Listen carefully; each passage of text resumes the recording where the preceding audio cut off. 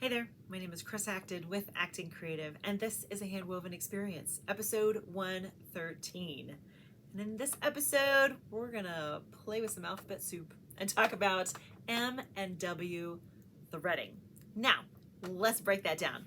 I am sitting at the front of the loom. Here is my beater bar. Here are my shafts. Whenever you hear someone talk about threading, it refers to the order that the warp yarns go through your shafts. Now, your typical kind of entry point to that is usually a straight draw, which means that you thread your shafts 1, 2, 3, 4, 1, 2, 3, 4, 1, 2, 3, 4, over and over again. And you can do a million things with a straight draw and really never get bored. However, lately I've been exploring some alternative threadings to see how I like them.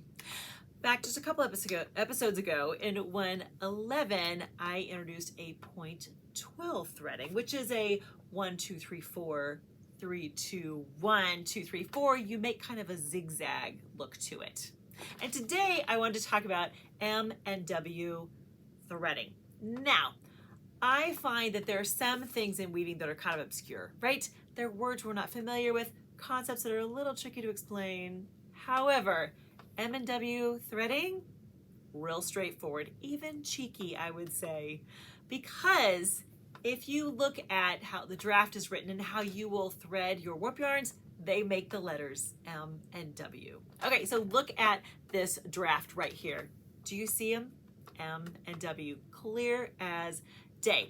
And what I want to share is kind of the comparison between a straight draw and a point 12 threading and an M and W. So let's pretend that we're looking at this from a bird's eye view from up above, and you're looking down at the order of the yarns going into the shafts. Okay, here's my comparison. Check out these three. See the straight draw, just diagonal. The point 12 is like zigzags, and the M and W, well, looks like M's and W's. Fun, right? And while there are lots of variations on, of course, what you can do with an M and W threading, one of the ones that I particularly enjoy is the fact that you can make M's and W's in your fabric, right? So I am working on a 2-2-12 variation using my M and W threading. Here, I'm gonna bring you in close. Look at this picture here.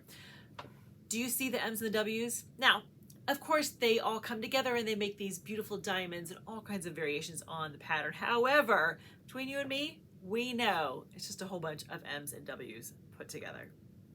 As a sidebar, for this type of threading, I would highly recommend that you bring out your old favorites, the floating selvages, just to help with your edges, making sure that your weft yarns go all the way from side to side. Just a little sidebar, something to keep in mind.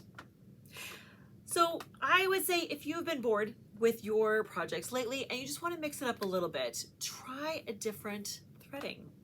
I like the M and W. Give that a go and see what kind of lovely other letters you can spell out in your fabric. All right, friend. I hope you have a great week. Happy weaving.